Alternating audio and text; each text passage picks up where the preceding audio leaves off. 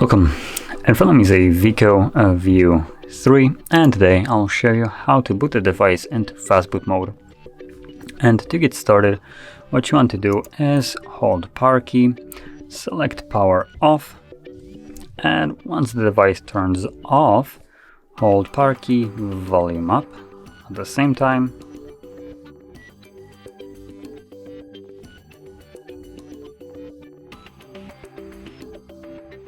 This will take us to the boot mode. So from here, using volume up, you want to navigate in order to select the second option, which is Fastboot mode, and then confirm it with volume down.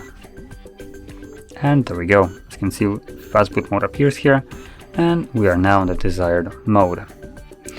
So that is how you boot into it. And once you're done with it, you want to leave it. What you can do is hold power key and volume down till this disappears from the screen. Looks like that won't work, so let's just take off the cover, if there is a cover. Nope, never mind, there is no cover. Try it again then.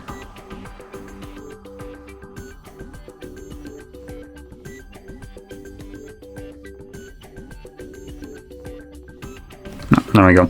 So holding power key seems to work. Now it looks like we also need to hold it once more just to turn on the device.